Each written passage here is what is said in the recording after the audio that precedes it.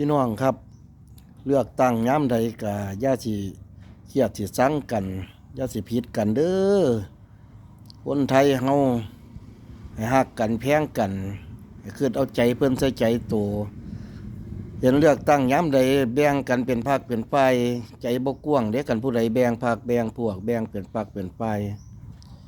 คอยหาคอยงมไปหั่นล่ะ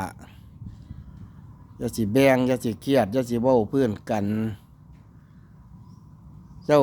ก็ยังบ่มักน้ำเขาก็สิเขามามักน้ำเจ้าได้ซั่นบ่อิหยังก็ได้ต่างคนต่างมีความคิดมันมักไผมักมันมันบังคับกันบ่ได้แนวเจ้าของบ่มักแล้วสิไปบังคับให้ผู้อื่นบ่มักนำเจ้าของน่ะมันก็บ่แม่นแนวเนาะมันก็เลยเป็นผิดกันเป็นบ่พอใจกันเว้ากันล้อมๆแรมๆไปหั่นล่ะ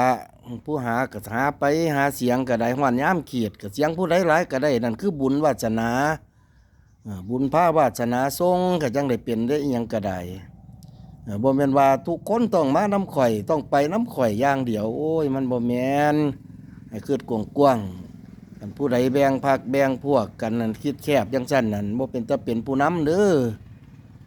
คิดกว้างๆมันบ่ได้เพิ่งพาอาศัยกันเทื่อนึงมันก็ต้องได้อาศัยกันเทื่อนึงเด้บ่ว่าสิเครียดให้กันย้อนการเมืองแล้วแล้วสิบ่เบิ่งหน้าเบิ่งตากันเลยเพิ่งพาอาศัยกันบ่ได้เก็บเป็นเอ็นอุ่นกับบ่เบิ่งบ่แย่งกันบ่แม่นเด้พี่น้องเอ้ยใจกว้างๆคิดคักๆเด้อ